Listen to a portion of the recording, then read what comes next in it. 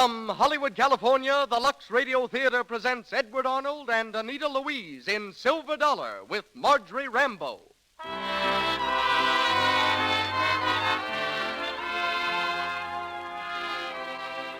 Lux presents Hollywood. Silver Dollar is the drama of an amazing career, a story of sudden and enormous wealth, and the devotion of two women for a grocer who became king of the Colorado silver mines. Our stars are Edward Arnold, Anita Louise, and Marjorie Rambeau. Our music is directed by Louis Silvers, and tonight's special guest is the daughter of William Jennings Bryan, Mrs. Ruth Bryan Owen Roday, former Congresswoman and United States Minister to Denmark. This program comes to you with the good wishes of the makers of Lux Flakes, those gentle, thrifty flakes that are known to women the world over. But I wonder how many of you know this about Lux. The economical large-size package of Lux holds about 400 teaspoonfuls of flakes. And just think how much they'll do for you. A little goes so far. Lux is thrifty, really thrifty. Why, just a few teaspoonsful of Lux will do a pair of stockings or a slip or a dress. A little more does dishes for a whole meal and helps your hands stay lovely into the bargain. Remember, Lux is safe and it saves. So buy the generous large-size box tomorrow and use it for everything safe in water. Your silks and woolens, your rayons and colorful cottons, and your dishes. And now, we bring you your host and producer. Ladies and gentlemen, Mr. Cecil B. DeMille.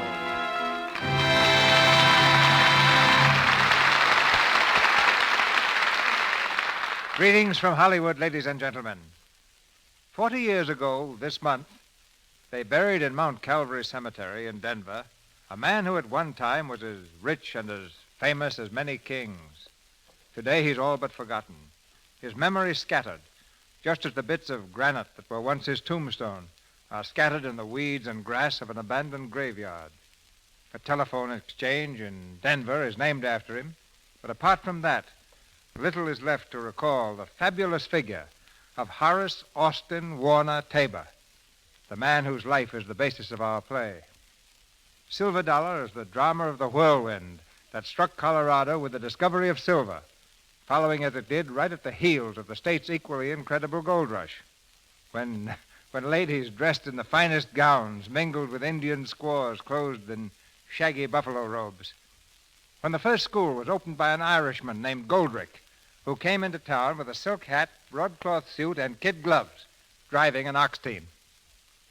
When a church and a gambling den shared the same building, when the smallest coin was a quarter, when kerosene brought $3 a gallon, peaches $1 apiece, and Julesburg, Leadville, and Cripple Creek were the treasure chests of the nation. What riches did to Horace Tabor, judge for yourself when you hear the play. For Tabor lives again in the character of Yates Martin. This amazing story was told in celluloid by Warner Brothers. We bring it to the air, starring Edward Arnold as Yates and Anita Louise as Lily. Mr. Arnold was taking a well-earned rest in New York when our call came. A real trooper and a sincere friend, he dropped everything in favor of tonight's performance. The accomplishments of Anita Louise extend far beyond the realm of acting. This beautiful young star speaks 3 languages, performs ably on the piano and harp, is a splendid dancer, the composer of numerous songs, and has a Scotty named Wee Thistle. 20th Century Fox Studio stars her currently with Shirley Temple in The Little Princess. The second celebrated lady of our cast is Marjorie Rambeau, back with us in the role of Sarah Martin. We're off for Colorado now, as the Lux Radio Theater presents Edward Arnold and Anita Louise in Silver Dollar with Marjorie Rambeau.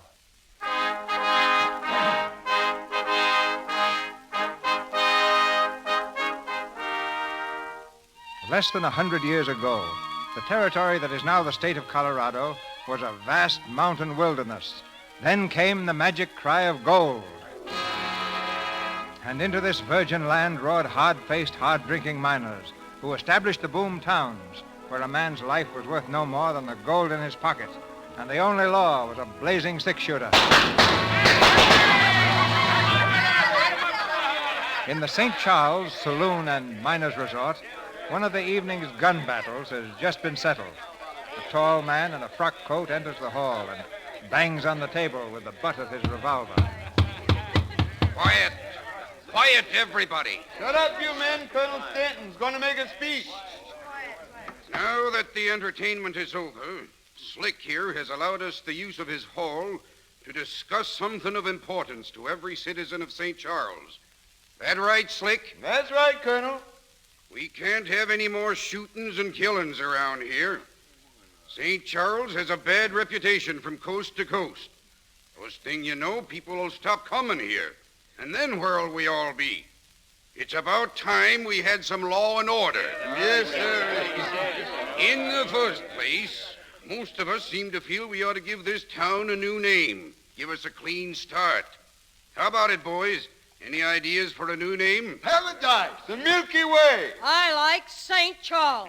Mr. Chairman, if you don't mind, I'd like to take the floor. Well, you can have it, Yates, if Slick there don't mind. I'm buying Slick. Who is that fella, Slick? Yates Martin. He's a farmer from Kansas. I knew him back in Vermont when he was a stone cutter. Now, folks, about renaming this town, I like St. Charles.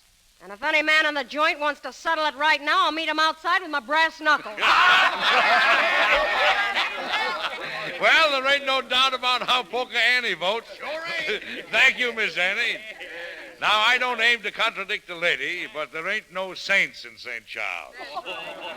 What with 6 killings last week and 2 on Sunday. Nobody minds shooting a claim jumper, but killing a man in broad daylight on Sunday is going a bit too far. That's right. We men of Kansas, and there are plenty of us here, we men of Kansas think mighty well of our Governor General James W. Denver. Now, what do you say we call this town Denver? My friend Yates Martin proposes Denver. All in favor? Well, folks, that's fine. Now we ought to draw up rules and regulations and a constitution. And we got to elect a temporary mayor and sheriff. What about Yates Martin? Sure, Yates Martin for mayor. Well, it's all yours, Yates. The first mayor of Denver. Go ahead, Yatesy. I'm with you. Well, my friends, I hardly know what to say, but it looks like the drinks are on me. Boys, you're going to see things around these parts. You're going to see a city. Cities all around here. You're going to see an empire that's going to make those places back east look like villages. And that ain't no dream. I got 300 acres back in Kansas, but it can rot for all I care. Yates Martin is after gold, and there's enough in these mountains to bury us all in gold caskets, and, let's forget it. I'll buy you all another drink. Come on. Oh, my darling, oh, my darling, oh, my darling, Clement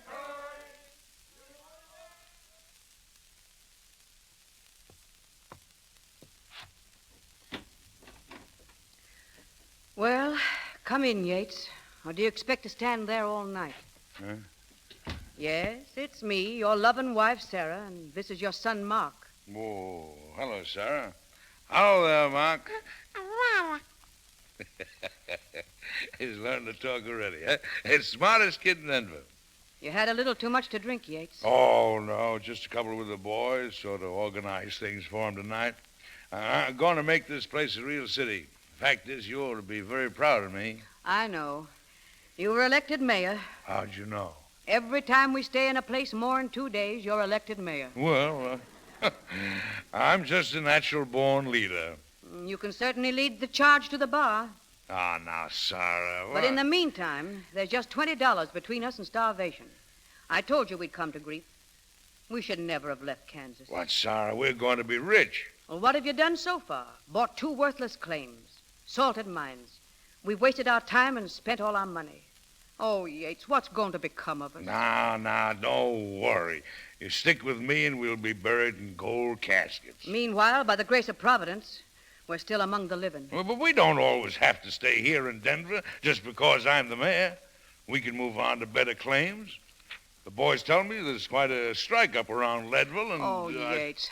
Are we going to drift around all our lives? Well, we got to until I strike it rich somewheres. Then we'll stay put. But maybe there won't be any gold in the new place.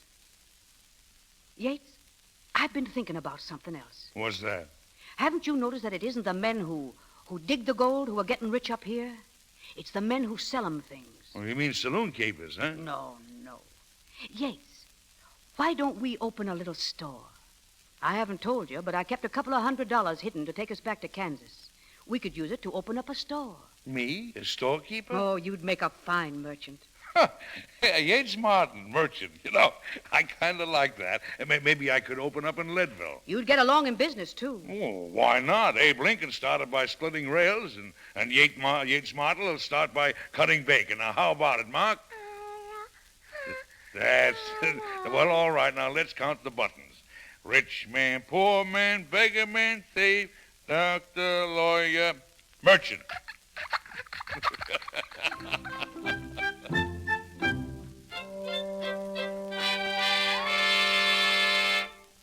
Let's see, boys. That makes 36.20, and 2 sacks of beans is 48.75, and 12 pounds of bacon is 15 pounds of bacon, Yates. 15. Is that right, boys? If she say 15, it must be so. Well, then that makes $64.50, you owe me, boys. You have said it is not today we must the bill pay.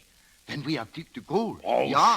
Sure. That's all right. Yates Martin trusts you. And then we pay you everything. I'll tell you what I'll do, boys. There's 2 of you and 1 of me. That's 3 of us. You give me a third of everything you find. How's that? That is very good. Good. We give you 1/3 part of all the gold. That's fine. Go ahead, boys. Take the stuff along. We all win or lose together. That's right. Goodbye, eh? Goodbye, Rich. Goodbye. Goodbye. Goodbye. I guess that's right. Oh, now, Sarah, what do you want to fuss about 3 pounds of bacon for? I don't suppose it makes any difference. We won't get paid for it anyway. Well, why do you have to talk like that all the time? Everybody around here is trading with me. We've got to trust people and take a few chances. That's business. As soon as they come back with their gold, we'll be rich. But they're not coming back. You grubs take everybody in Leadville. Then they move away. Oh, wait till somebody makes a strike and they'll all start bringing it in. Then you'll see what I mean. It's like bread on the waters.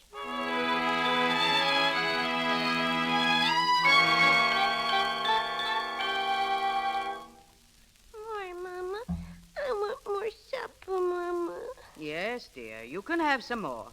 Father's a big man, so his little son can have some more beans. Oh, now listen, Sarah. We had beans yesterday, Mom. Yes, dear, and the day before. But we won't be bothered with them much longer. They're almost gone.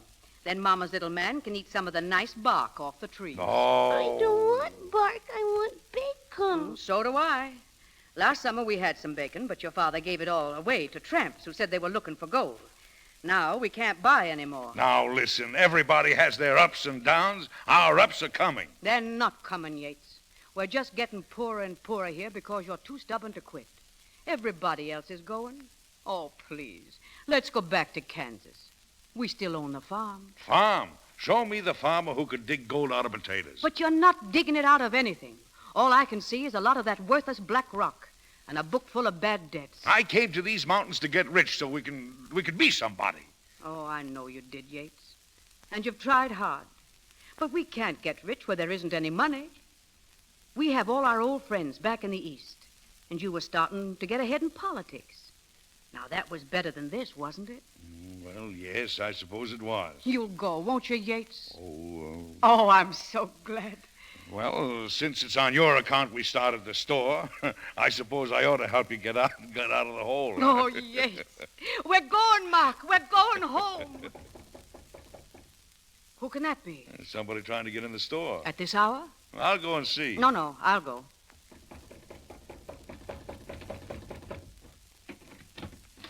Oh, it's you. Good evening.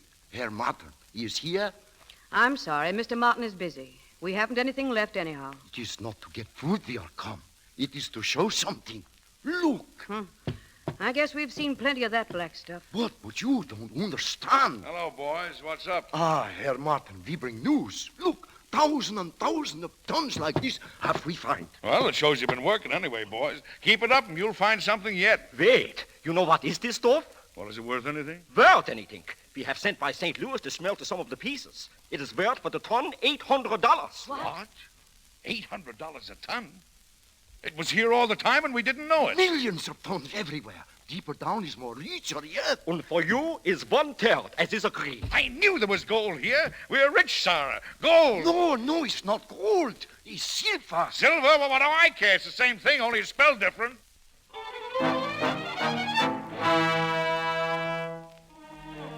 The Little Pittsburgh mine, richest in Colorado. And Yates Martin has 1/3? Worth a fortune. Well, I guess that solves our problem for the mayor of Leadville. Yeah, I was thinking the same thing.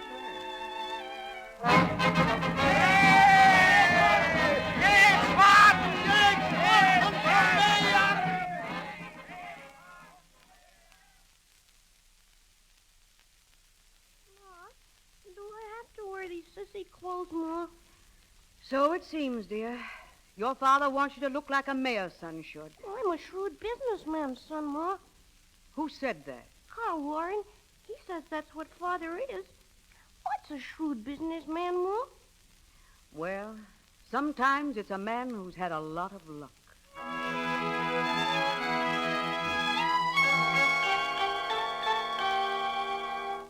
Sit down, Mr. Adams. Thank Take a seat, you. Mr. Allen. Thank you. Thanks. I may be mayor of this town, but I'm a storekeeper, too. What was that, Liddy? 2 pounds of bacon? Uh-huh. Yes, sir, Mr. Mayor. 2 pounds, eh? Yes, ma'am. Yates, Mr. Adams came up from Denver to see you. It's pretty important. So is this, ain't it, Liddy? We ain't had our supper yet. You see, boys? Hey, here you are, Liddy. All right, Mr. Martin, all right. Go on and cut bacon if that's your ambition. All we wanted was to ask you to run for lieutenant governor. Huh? Well, what say, Yates? Lieutenant governor of the state of Colorado? That's what we're talking about. We need the Lake County vote. The boys agree there's only one man can swing it. Now, you've been mayor here for pretty near 4 years now, and your record's clean as snow. Well, Yates, you used to have a tongue. Sure. Hey, Sarah, Mark, Sarah. Yates, what's the matter? Sarah, I'm governor, Sarah, governor of Colorado. Oh, it was lieutenant governor we mentioned, ma'am. But I don't understand. Well, we're just asking him to run, ma'am. The election ain't over Oh, yet. don't worry about that. I'll leave it to the boys. They all know me. You can go back to Denver and tell them that Yates Martin is with them to the finish. I just organized a fire company here. New uniforms, hose carts from Chicago and all that. All at my own expense. That'll get every vote in the country. That's fine. And furthermore, I just bought a new mine. Yates, you bought another mine? Yep, $50,000 I paid in dirt cheap. A bigger paying mine than the Little Pittsburgh. And if I'm elected, I'll give half the profits to the state of Colorado. To the people of the state of Colorado. That's right, the people. Wait a minute, Yates. Who did you buy this mine from? What was his name? Oh, now, Sarah, business is men's business. What was his name? Why, Frankel, I think. Frankel? That man who came in here last week, that miner? Yeah, sure. Oh, Yates, you fool. You poor lumbering fool. Sarah! That man has skipped town. He stung everybody in the place with salted mines. Fakes. What? Most of them were stung for just a few dollars. But no, not you. Oh, no. You had to give them $50,000. Now, wait. I've got men working that mine. And what have they found? Well, nothing yet. And that's all they'll ever find. Nothing. I don't believe it. Ask your friends. Ask Mr. Hamlin. Well, Hamlin, do you know anything about this man, Frankel? Well, he has left town, but you've got more important things to do, Yates. Don't worry about it now. That's right, the lieutenant governor. Yes, giving away half the profits of a salted mine. Oh, Mrs. Martin, your husband had a very good point there. And since the voters don't know the mine is worthless, I don't know why we should inform them. I said it before I knew it was worthless, so I can say it honestly now. If I'm elected, I'll give half the profits to the state of Colorado. The people, Yates. Always the people. Yeah, that's right. I'll write that down so I don't forget. The people of the state of Colorado, yeah.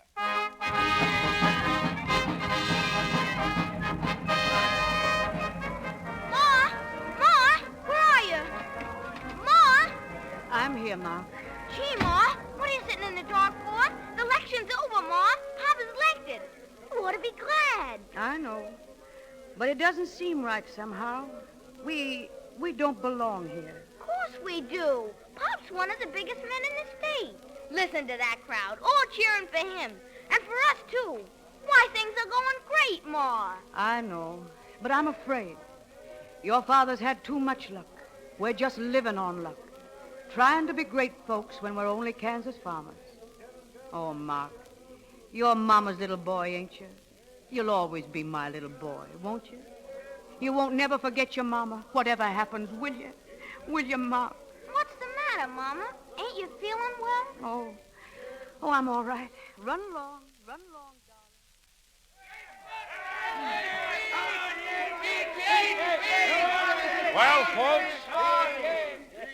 Well, folks, this is a great day for me, and I hope that during my period in office, there will be greater days for us all. Anyway, I thank you, each and every one. And when you come to Denver, look me up. I may be lieutenant governor of the whole state, but I ain't forgetting old Leadville. You know that from what I told you about the new mine I bought, half the profit... Hey, Mr. Martin! I gotta see Mr. Martin. Here, what do you want? Excuse me, Mr. Hamlin, but I gotta see Mr. Martin right away. I'm the foreman of that mine he was just talking about. Oh, well, there's no use to see him now. What's the trouble here, Stoney? Well, I didn't want to interrupt the party, boss, but I thought you'd like to hear the news about the mine. Oh, yeah. Well, I guess you don't need to dig anymore. Oh, yes, we do. We kept on just like you said. Struck a vein 50 feet down. Smelter folks say it's the richest rock they've had yet. What's that? Yes, sir. Struck ore running 1,800 a ton. Oh, as good as that, eh? Better than I expected. Better than you expected. Why, boss, you know I told you that mine was no good. Keep quiet. Ladies and gentlemen. Ladies and gentlemen. It may interest you as friends of our lieutenant governor to hear that his shrewdness and foresight have again been vindicated. We have just heard that the claim he purchased to help out an unfortunate prospector has turned out to be the richest mine in the whole Leadville district. And I'm keeping my promise. Half of all I get goes to the great state of Colorado. Yates. I mean to the people of the great state of Colorado.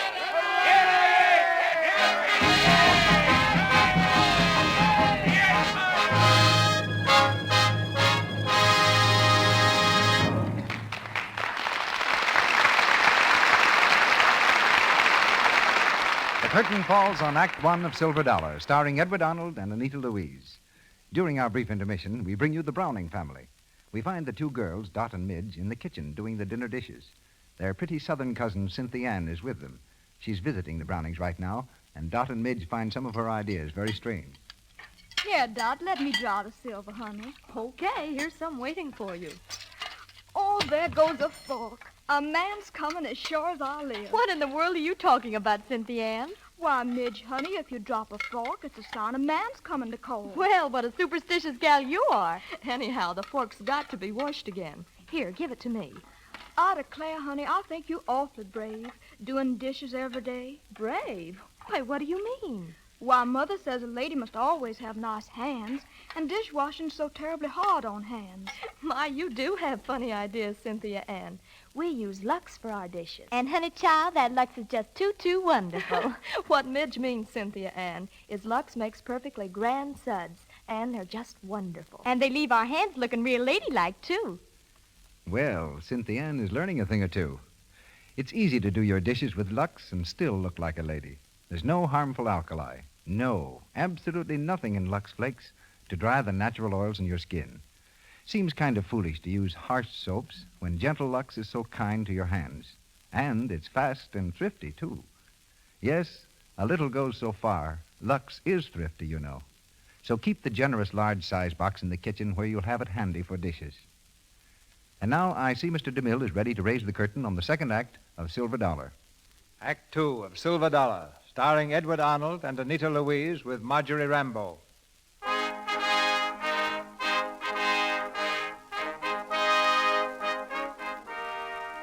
As Lieutenant Governor of the state of Colorado, Yates Martin grew richer and more expensive than ever. Silver is his god, and out of the great warehouse of his mines come lavish gifts for his constituents. Now he's building an opera house, the finest that silver can buy. The lobby is almost finished, and Yates inspects it with the contractor. And on these pedestals, we're going to put busts, statues of all the great writers and composers. Composers, huh? That's the idea. We could put Goethe here. He wrote Faust, you know. Oh. And it might be appropriate to have some of the others put up, like Schiller, Molière, Sheridan, or if you prefer, a composer like Beethoven. How does that sound to you, Governor? It sounds terrible. Who are those fellas, anyway? Say, what's so funny about this? Oh, I beg your pardon, miss. Oh, I'm just looking the place over. Do you mind? No, of course not. Go right ahead. Thank you. Mighty nice-looking girl, ain't she, huh? Governor, about those statues. Now, Goethe and Beethoven... I never they heard could- of them. And I don't think anybody around here is interested in a bunch of foreign names. Put up my friend Hamlin and Abe Lincoln and Pistol Pete and General Grant and Poker Annie and have her with a cigar in her mouth. Oh, what do you think, miss? Did you know who all those foreigners were? Oh, no. But I think any lady who smokes cigars deserves a statue. Oh, sure. Besides, Poker Annie means something to Denver. I never heard of her. Oh, you must be a stranger in town. I've only been here a week. You were the only one I'd heard of back east. Oh, is that so? Uh-huh. Say, contractor, what's that picture over there? Oh, that's to go over the Proscenium Arch. It's William Shakespeare. Shakespeare? What did he ever do for Denver? Well, Well, nothing. That's what he's done. I'm paying for this place, and I'll have it done like I want it. I tell that man working on that inscription there that I want it in English, like I said. Nobody in Denver can read Latin. I told him, Governor, but he insists it should be in Latin. Well, then I'll do it myself. Where's his tools? You gotta do things yourself if you want them done right around here. Yes, sir. And I'll tell the architect about the picture right away. Oh, excuse me, miss. A person sure has his hands full attending to all these things. You must be an awfully busy man, running the Senate and taking care of everything yourself. Oh, I find time for everything. It seems as though you do, even cutting inscriptions. Well, you see, I used to be a stonecutter in Vermont, and I'm going to do this so as people can read it. You been here long? I told you before, a week. Oh, gosh. Of course, that's right. You figuring on staying sometime? Oh, I might. Of course, I'm not settled yet. You all alone? I am now. My husband was, well... Oh, I'm sorry, ma'am. I imagine it is kind of hard, a woman being alone. Well, it does take a man to get a new house fixed up. Yeah, it sure does. And, well, maybe I could sort of lend a hand, eh? You? Well, that's awfully nice of you, but I couldn't. Oh, sure you could. Why not?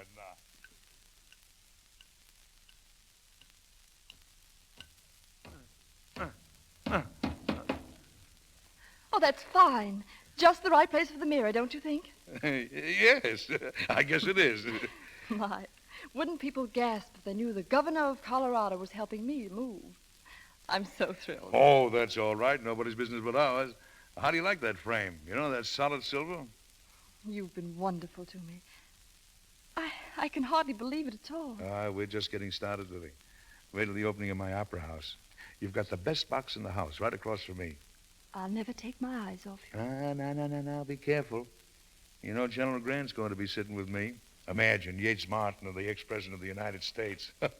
I'll be sitting and talking to him just like I'm talking to you. It's wonderful. You know, General Grant knew Lincoln personally, and if you're a good little girl, well, maybe you'll meet him. I don't know why you should be so good to me, but you do like me, don't you? Sure I like you. Sure I do.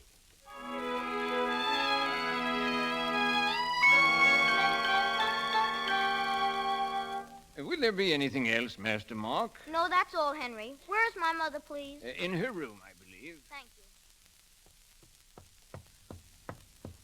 you. Mom! Gee, Mom, I thought you'd be dressed. You better hurry.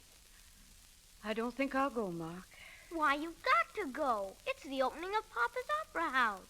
General Grant's going to be there, and he was the President of the United States. I know. Where's your father? He's gone already. He had to meet General Grant. Mama, ain't you going to get ready? No, honey. I ain't going. You run along and tell your pa that I got a terrible headache. I think he'll understand. Well, I wouldn't go without you, Mom. Now, don't you worry about me, Mark. I'd just rather stay at home. Why? Everybody's going to be there. Aw, please come, Mom. You do love your ma, don't you, Mark? Sure I do. Well, be a good boy then and go. Well, goodbye, Mom. Goodbye, honey.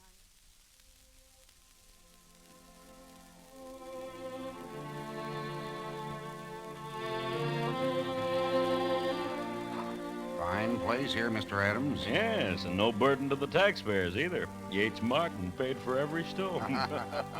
Yates Martin built this old friend. A great man. There he is. There's Yates Martin. Way for Yates. Stop the music! Stop the music! Stop it! Ladies and gentlemen. Ladies and gentlemen, I've seen Denver grow from a mining camp to a city of 30 or 40,000 people. And I said if Denver is to have an opera house, it should have one worthy of this city. You can look over the opera house and see if I've done my duty in this respect. But I'm going to do something more. I bought this whole block, and the other half of it I hereby give to the United States government as a site for the finest post office in the United States.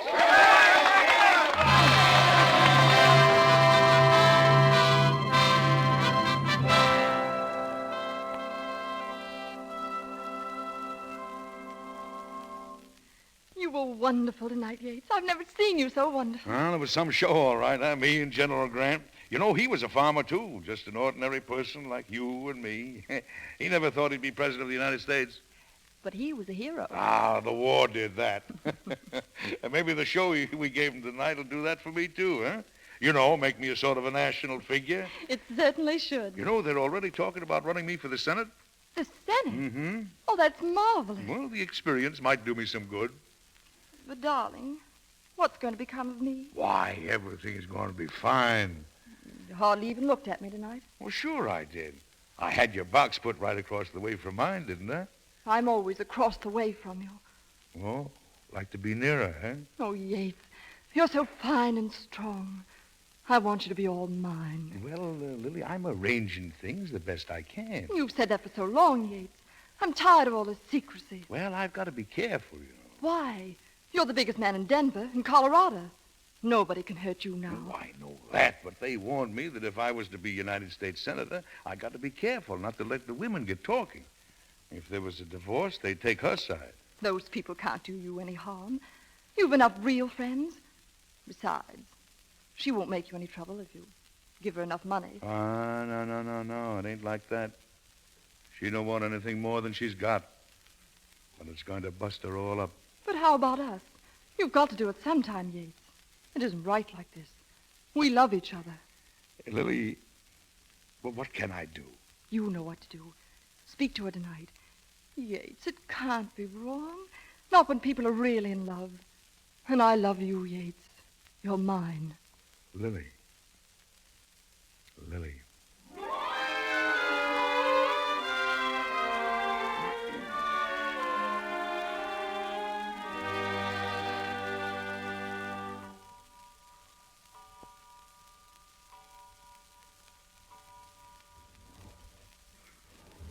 Yates. Yates, is that you? Uh-huh. Why, Yates, what's the matter? Oh, nothing. But you're packing your things. Are you going on a trip? Well, I'm going to the Windsor Hotel. Windsor Hotel? What for? I'm going to live there. But why? What's the matter with this place? There's 9 rooms here you ain't never been in yet. Well, it's everything about it. I'm moving. I'm not living here anymore. And what's to happen to me? What's to happen to Mark? Oh, you'll be taken care of. You can get a divorce. Yates. I'll give you the house. I'll give you anything you want. And that makes it right, I suppose. You'll give me money. Did I ever ask for money? Am I one of your properties to be bought and sold whenever you feel like it? You'll give me money. Well, what else have I got? Yes. What else have you got? I'm sorry, Sarah. I'll do anything for you. You know that. Well, I ain't going to live here anymore, and, well, I'm leaving you, that's all. Yates, look at me. Is it that girl? Yes. Yes, I knew it was. You're leaving me for her, ain't you? Well, that's why I want you to stay. Not only for me, but for you, too. You won't be happy, Yates. You can't. You can't buy happiness that way. Please don't go, Yates. Stay here and let me look after you, like I always done. Oh, please, Yates. I'm sorry, Sarah, but I can't. I'm sorry. Yates! Yates!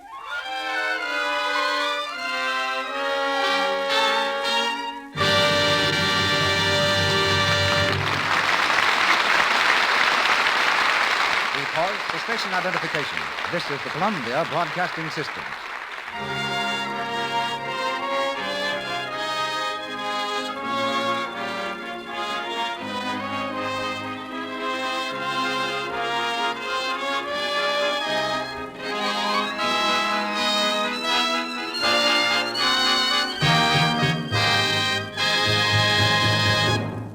We come to the end of Act Two of Silver Dollar, starring Edward Arnold and Anita Louise. In a moment, during our intermission, we introduce our guest of the evening. But first, a word about our product. You know, with skirts up to 18 inches this year, stockings are more in the limelight than ever. And it's certainly no time for ugly runs and snaky seams. Now, here's a suggestion for keeping your stockings lovely looking longer. Lux them after every wearing. Lux Flakes saves the elasticity, you know. Lux helps your stockings stay nice and springy, so they fit superbly and don't pop into runs so easily. That's a good thing to know, isn't it? And remember, a little goes so far. Lux is thrifty. Mr. DeMille. Tonight's play is a tale of pioneering. And we have as guest a woman who has pioneered in many fields. She's the daughter of William Jennings Bryan, who, as a neighboring Nebraskan, intimately knew the country and the people of our play. The first woman to represent the Old South in Congress. The first woman to occupy a seat on the Foreign Affairs Committee of Congress. Our guest is also America's first woman diplomat. From New York City, we now hear the Honorable Ruth Bryan Owen Rode, former United States Minister to Denmark. I'm very glad to be here, Mr. DeMille, and I assure you that the name of this play, Silver Dollar, brings back many recollections to me. It was not so long after tonight's colorful drama of the silver mines had been played in real life that there were political discussions all over the country about silver, although not everyone knew what was meant by free coinage of silver. One colored man, I remember, was heard to say, "Who wants three-cornered silver? A three-cornered dollar would tear holes in your pocket. Round money's good enough for me." Yes, silver was on every tongue, and I remember my father's tongue was called silver, too. The silver-tongued orator was the expression they used. It is good to look back sometimes and remember the America of yesterday. Not long ago, I was flying across our country from coast to coast over the Rocky Mountains, the scene of tonight's play, and over the western plains which the covered wagons had to cross. Between the dawn and dusk of one day, I traveled the distance which had cost the pioneers weary months of effort. Far below me I could see the cement highways like smooth gray ribbons stretching across the plains and winding over the mountains, and I found myself wondering if today's Americans who travel the highways remember those earlier settlers who smoothed their paths for them, who blazed the trails and endured hardships and faced perils in the doing of it. The day of the pioneer and the prospector has slipped away across the horizon of history, but we mustn't forget their story. Our mountains have been climbed now, and the fields planted and the roads built, but there are still frontiers before us, frontiers of knowledge about human living, and they demand the qualities of the pioneer and the patriot. The little frontier towns are no more, and the memory of the adventures lived in them has faded. But their men helped subdue a great continent which still rewards courage richly and lets men live in freedom. It was the cold of the winter and the heat of the summer and the hardness of the rocks with which the pioneers and the prospectors had to struggle. And faith in America and in the destiny of America gave them the will and the spirit to conquer. And faith in America's destiny guides us across each new frontier today. With the help of women like you, Mrs. Rode, a nation faces the future unafraid. We're in Hollywood again, where Edward Arnold and Anita Louise continue in Silver Dollar with Marjorie Rambeau.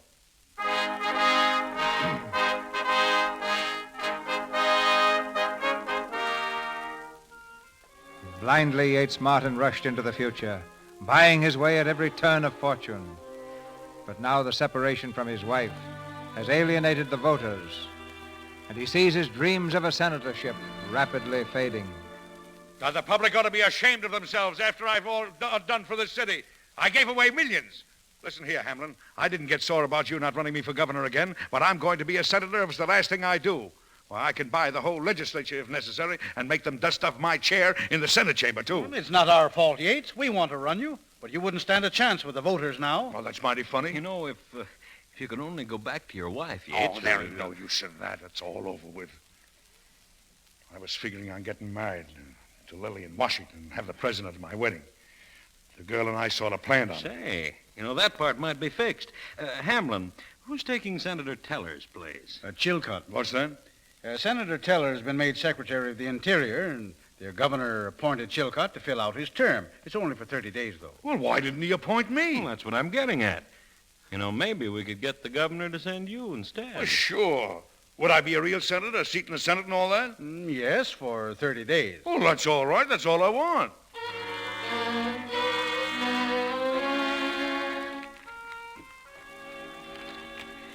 Mrs. Yates Martin granted divorce, $250,000 settlement. Ex-governor appointed United States Senator for term of 30 days. Senator. He always wanted that.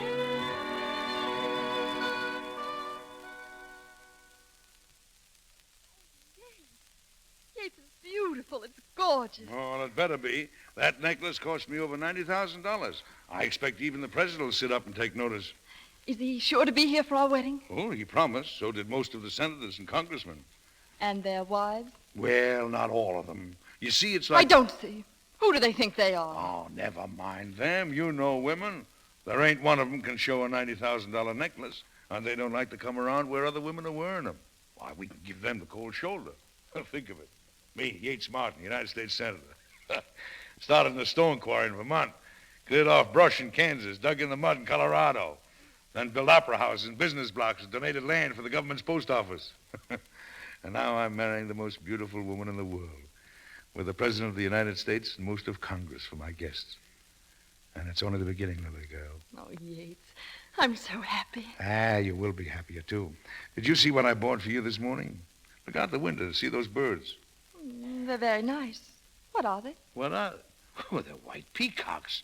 They're worth their weight in diamonds. Oh, Yates, you shouldn't spend so much. Oh, say, remind me to show you what one of the boys on my paper wrote about me. He says I'm like the king who touched things and they turned into gold. What's his name? King somebody, you know. King Midas? Yeah. He said I'm just like King Midas, only everything I touch turns to silver. I beg your pardon, Senator. Yes, that's all right. What's the matter? Congressman Bryan is calling, sir. Brian? Yes, William Jennings Bryan from Nebraska. Oh, yes. He wants to speak to me about silver. Excuse me, Lily. Mr. Bryan, come in. Thank you. Senator Martin? That's right. Glad to see you, Congressman. Sit down. You're interested in silver, you say? Immensely. Well, you've come to the right place. Look what silver's done for me, for Denver. My chief interest now is the future supply. Future supply? Young man, there's enough silver in those mountains around Leadville to build a solid silver wall 40 feet high across the eastern boundary of Colorado. Well, that's what the gold men in the East seem to think. They believe there's too much. Too much? Oh, that's rich. How can there be too much of a good thing like silver? There's going to be a big fight, Senator, during the next few years. A sharp battle between the gold standard men of the East and the silver men of the West.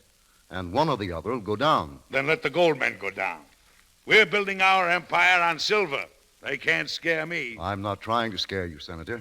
I merely want to get some facts on the probable supply and also warn you that they'll do whatever they can to demonetize silver. What's that? Reduce its value. Oh. Make it worth half as much, possibly. Well, then we'll dig twice as much. Simple. We know what we can do with silver. I've always told these boys here, stick by me, and you will be buried in a solid silver casket. Well, now that that settles, we'll have a drink. What's yours? Grape juice. Huh?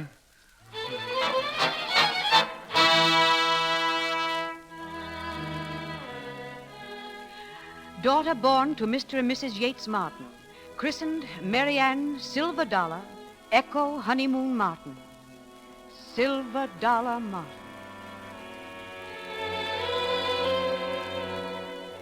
Silver Dollar Martin buys newspaper. Great holdings increase.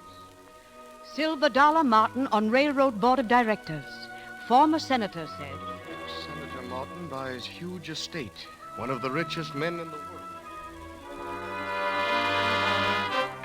extra, President Cleveland may establish gold standard. Silver market falling. Paper, read all about it. Panic in silver market. Huge fortunes lost. Read all about it. Read all about it.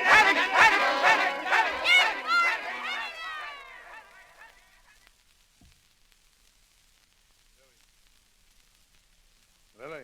Yates. Yates, I've been waiting up for you. What's happened? What is it? Lily, I'm broke. Yates. Well, you can't be. I don't understand it. I don't see how it could happen. They took everything. Except the matchless. My own bank busted. They wouldn't let me have a cent. There must be some mistake. I had $12 million, maybe more. Now everybody says I owe them, and they won't wait. They're going to sell everything I got left. Everything? Our house? Our house, Yates? They say so. And the white peacocks? Everything. Everything we got. But you'll stick by me. You'll stick, Lily, won't you? Don't leave me now. I can't be alone. I can't. Yates. Yates, my darling. Do you think that's all our love means? Of course I'll stick. Thanks, Lily. Thanks. Mr. Martin, What is it? there's a lady here, sir. She says she must see you. I told her it was impossible, but Where is she? in the drawing room, sir. I'll see her. Hello, Yates. Sarah. Sarah, well, it's been a long time, hasn't it? Well, what can I do for you? Yates, I've heard what's happened. I thought maybe I could help. Help? No. I know you've had trouble. And, well, you gave me quite a lot of money. I invested it, and there's a lot more money now. And I thought I could give some back. Ah, that's mighty nice of you, Sarah, but I don't need no help. I lost a little money in silver, but I'm not broke. No, sir. Silver's coming back again, and I still have the matchless mine. And a lot of things. I can take care of myself. I always have, haven't I? Yes. Oh, Yates, I hope you'll be happy. Same to you.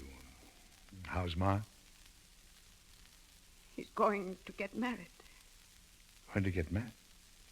Well, goodbye, Yates. And good luck. Good luck, Sarah.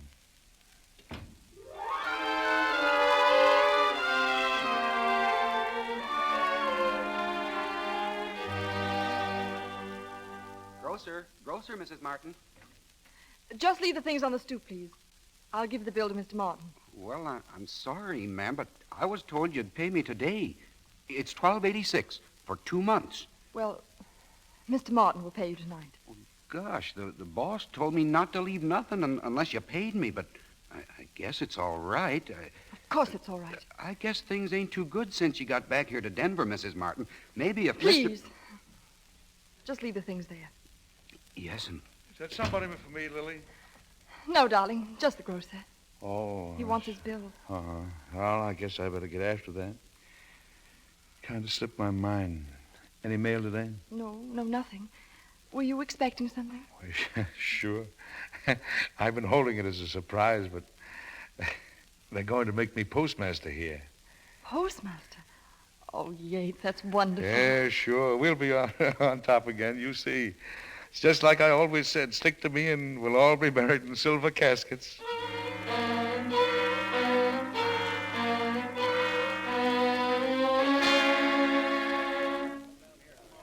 Hey, clerk, have you got anything for me today?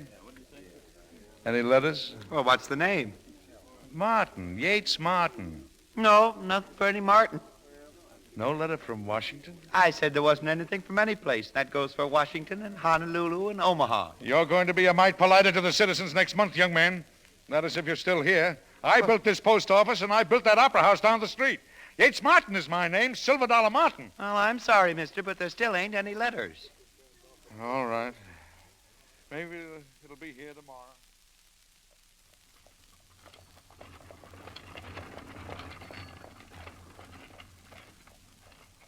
Hey, you can't go in there. The opera house is closed. Yes, I know. I just wanted to go in and take a look at it. That's all right, ain't it? Just to go in and stand on the stage a minute? Well, I guess so. Go ahead. Thanks. Thank you.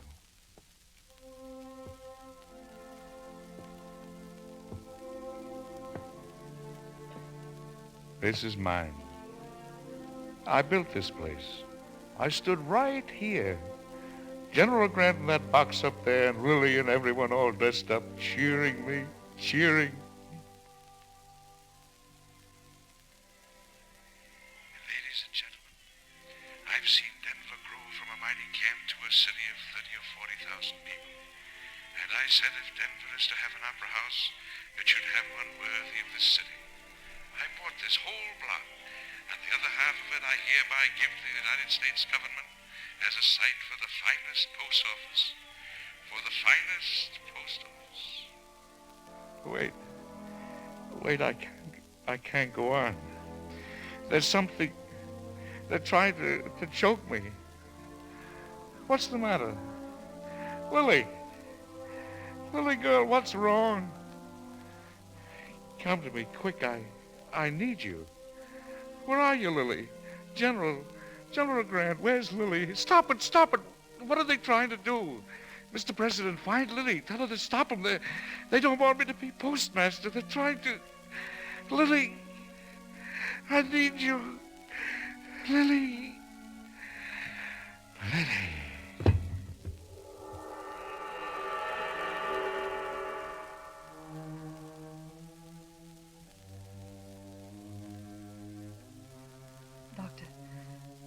Doctor, tell me, is there any chance? Any chance at all, Doctor? I'm afraid not, Mrs. Martin. Your husband's not young, of course, and it's been too much for him these last few years. Oh, Yates. Poor Yates. Lily. Where are you? I'm here, darling. Right by your side. You're home now, darling. Lily, don't forget. You know, hold on to Matchless. Silver, it's coming back. Yes. Remember, stick by me. Be buried in a silver casket. I'll stick, Yates. Forever.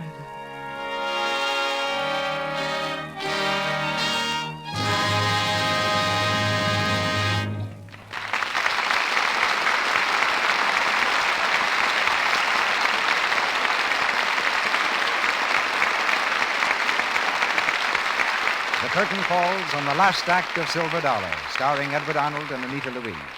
In a moment, Mr. DeMille brings back our stars for a curtain call. But first, I've a bit of news for the women in our audience. I was looking through a New York paper yesterday, and judging from the advertisements, most women are thinking of things like this. Easter coats, suits, and dresses foam with white. Wear starched lace cuffs and collar on your pretty Easter coat. Polka dots and bright prints give you a fresh top-of-the-morning look. Buy lingerie blouses like mad. Foamy whites, tucked batistes, crisp organdies, and eyelet embroideries. Skirts flare and swirl to show yards and yards of embroidered ruffles on snowy white petticoats. Yes, this spring everything's designed to make you look fresh and feminine and flower-like. So don't forget to give all the lovely things you buy regular Lux care. You can count on Gentle Lux Flakes to take beautiful care of everything safe in water alone, to keep your things fresh and new-looking an extra long time. There's no harmful alkali in Lux to hurt delicate fabrics. So buy the foamy white things that fashion demands, and be sure to keep the generous large-size box of Lux Flakes in the house to keep them delicate and lovely-looking longer. Remember, a little goes so far. Lux is thrifty. And now, Mr. DeMille is ready to bring you our stars. Out of our saga of silver step two sterling artists, Edward Arnold and Anita Louise. Well, Eddie, it doesn't seem to have changed him a bit. No, it's the same as ever. How does it feel, CB? Huh? How does what feel? Your election by the senior class of New York University as the most popular radio personality in America. Well, it rather overwhelms me. My reaction is one of gratitude and bewilderment, with some slight suspicion in your direction, Eddie. You just came back from New York, and as an ex-student of NYU, I wonder if by any chance you... Oh, no, Columbia, sir, Columbia. And I only know what I read in the papers. Oh, I didn't know you were a Columbia man, Eddie. What did you study? Pyrotechnics. Huh? Yeah, for several months, I tried to learn how to keep the engines going for the boilers. In plain language, I was an oiler, till they canned me for overheating. Overeating? What? Overeating? Heating? No, heating, not overeating. I was undereating for quite some time thereafter. I've been trying to make up for it ever since. But I'm sure our listeners, Mr. DeMille, are much more interested in the basis of tonight's play than in Arnold's exploits as a gourmet. How much of Silver Dollar actually happened? Well, if your name in the play had been Horace Tabor instead of Yates Martin, I'd say most of it. But Anita knows quite a lot about old Colorado. Oh, no, not a great deal. But I know that Tabor still kept his job as postmaster of Leadville, even when his millions came rolling in. He supplied both post office and clerks. The miners were so anxious to get the mail that they paid from $1 to $5 for the privilege of standing at the head of the line each morning. And I know that stars like Edwin Booth, Sarah Bernhardt, John Drew, Lillian Russell, and young players named Cecil B. DeMille and Marjorie Rambeau acted at the Tabor Theater. Oh, wait a minute. I played there, too, you know. And Edward Arnold. Anyway, Tabor ran through his millions in 15 years, but still had the courage to go back to work with a pick and shovel when his last silver dollar was gone. Good or bad, he helped bring culture to the Rocky Mountain region in its fledgling days. And while his opera house was probably his greatest achievement, no drama was ever enacted there more powerful than the drama of his own life. And that's why it's been such a pleasure, CB, to have taken part in reminding America of one of its forgotten builders. Many thanks. I'll be listening next week, Mr. DeMille. Good night. Good night, Anita. Eddie, your silver dollar is one of this theater's treasures. There's thrilling news awaiting you. Mr. DeMille tells you shortly about the grand program coming from this stage next Monday night. Heard in Silver Dollar were Joe Duvall as Colonel Stanton, Forrest Taylor as William Jennings Bryan, Perry Ivans as Slick, Lee Millar as a doctor, Inez Seabury as Poker Annie, Lou Merrill as Adams, David Kerman as Kish, Walter White as contractor, Mary Lansing as secretary, Frank Nelson as Stoney, and Eric Burtis as Mark. Edward Arnold appeared through courtesy of B.P. Schulberg and Columbia Pictures Corporation. His new picture is Paramount's Man About Town. Louis Silvers is from 20th Century Fox Studio. He directed music for the new film, The Story of Alexander Graham Bell. Be sure to listen to the new Lux daytime radio program, The Life and Love of Dr. Susan, the story of a young and attractive woman doctor struggling to make life worthwhile for herself and her two small children. You can hear it over most of these stations in the United States every afternoon, Monday through Friday, at 2:15 Eastern Time, 1:15 Central Time, 3:15 Mountain Time, and 2:15 Pacific Time. This new daytime program, The Life and Love of Dr. Susan, comes to you in addition to the Lux Radio Theater. Here's our producer. We go next Monday night to a strange, mysterious land, a land like another world, ancient, beautiful, and cruel, the India of Rudyard Kipling, where a handful of soldiers patrol in the name of peace and the crown of Great Britain. A stalwart, exciting drama, tremendously successful on the screen.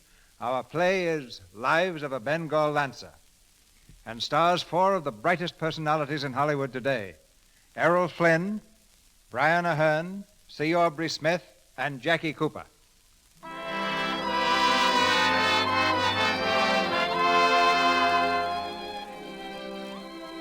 Our sponsors, the makers of Lux Flakes, join me in inviting you to be with us again next Monday night when the Lux Radio Theater presents Errol Flynn, Brian Aherne, Jackie Cooper, and C. Aubrey Smith in Lives of a Bengal Lancer.